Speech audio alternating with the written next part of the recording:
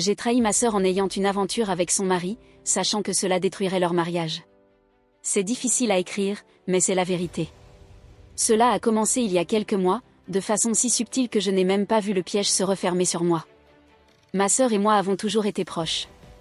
Nous avons grandi ensemble, partagé des secrets, des moments de joie et de peine. Elle a toujours été une confidente pour moi, et moi pour elle. Nous étions inséparables. Son mari, Thomas, faisait partie de notre vie de famille depuis des années. Quand ils se sont mariés, j'étais heureux pour eux. Il semblait être l'homme parfait pour elle, attentionné, drôle, intelligent. J'ai vite développé une bonne relation avec lui, mais tout était amical, ou du moins, c'est ce que je pensais à l'époque. Je n'avais jamais imaginé que cela pourrait aller plus loin. Mais avec le temps, quelque chose a changé. Ce n'était pas un coup de foudre ou une passion incontrôlable. C'était plus insidieux que ça. Ça a commencé par des regards, des sourires échangés lors des repas de famille, des conversations qui semblaient innocentes mais qui, peu à peu, prenaient une autre dimension. Au début, je me disais que c'était de l'amitié, que c'était normal d'avoir une bonne entente avec le mari de ma sœur. Mais au fond, je savais que je jouais avec le feu. Le véritable basculement s'est produit lors d'une soirée où nous étions tous les deux seuls. Ma sœur était partie en voyage d'affaires, et Thomas m'a proposé de venir dîner pour ne pas passer la soirée tout seul. J'ai accepté sans trop réfléchir, me disant que ce serait un moment tranquille, comme d'habitude. Mais quelque chose dans l'atmosphère ce soir-là était différent. Peut-être était-ce le vin, ou peut-être que c'était simplement le fait d'être seul, sans ma sœur entre nous pour maintenir les frontières. Nous avons ri, discuté de tout et de rien, mais il y avait cette tension dans l'air. Un moment, nos mains se sont frôlées, au lieu de retirer la mienne, je l'ai laissée là. C'était le premier pas, un geste simple, presque innocent, mais qui portait tout le poids de ce que nous étions sur le point de faire. Je savais à ce moment précis que si je ne partais pas, tout allait changer. Pourtant, je n'ai rien fait. Je suis restée. Ce qui a suivi s'est passé si vite. Nous nous sommes embrassés. Ce n'était pas prévu, ce n'était pas réfléchi, mais c'était inévitable. Tout ce que je ressentais à ce moment-là, c'était une vague d'émotions, l'excitation, le désir, et aussi une pointe de culpabilité que je repoussais aussi loin que possible. Je savais que c'était mal, que c'était ma sœur que je trahissais, mais je n'ai pas pu m'arrêter. Cette nuit-là, tout a basculé. Ce qui aurait pu être un simple écart est devenu une aventure secrète. Dès le lendemain, j'ai commencé à mentir. À mentir à ma sœur, à mentir à Thomas, mais surtout à moi-même. Nous avons continué à nous voir en cachette, à prétendre que tout allait bien, alors que je sentais l'étau se resserrer autour de nous. Chaque moment que je passais avec ma sœur devenait un rappel cruel de ce que je faisais dans son dos. Elle ne se doutait de rien. Elle me parlait de ses projets, de son mariage, de son amour pour Thomas, et tout ce que je pouvais faire, c'était sourire et prétendre que j'étais heureuse pour elle. Plus les semaines passaient, plus la culpabilité me rongeait. J'étais piégée dans cette situation, incapable de mettre fin à cette relation avec Thomas, mais aussi incapable de continuer à jouer le rôle de la sœur aimante et loyale. Chaque repas de famille, chaque sortie entre nous trois devenait un supplice. Ma sœur continuait à me confier ses joies et ses peines, sans savoir que j'étais la source de sa future douleur.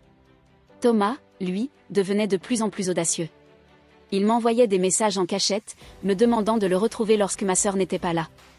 À chaque fois, je lui disais que c'était la dernière fois, que nous devions arrêter. Mais à chaque fois, il parvenait à me convaincre de continuer. La tension était palpable.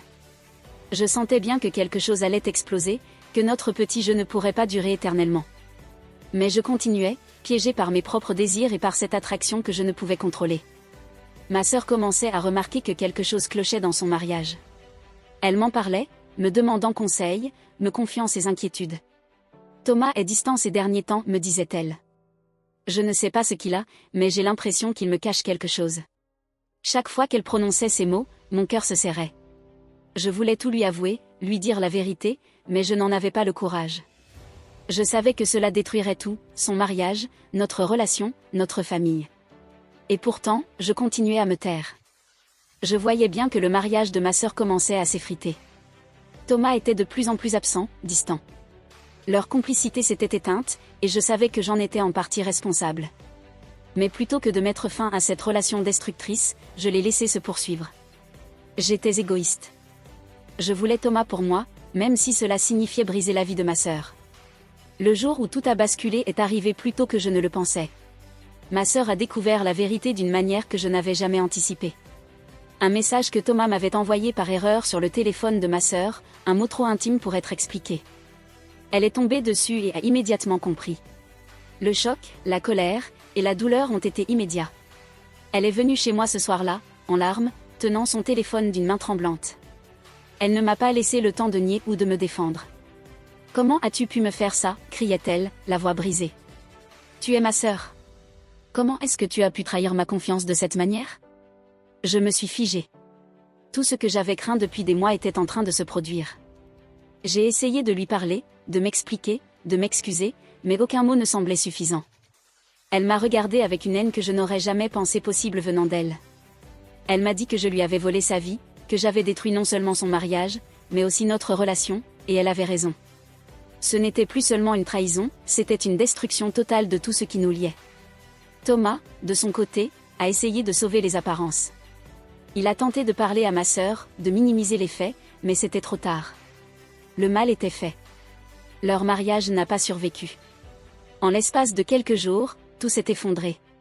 Ma sœur a demandé le divorce et a coupé les ponts avec moi. Elle m'a dit qu'elle ne voulait plus jamais me revoir, que pour elle, je n'étais plus sa sœur.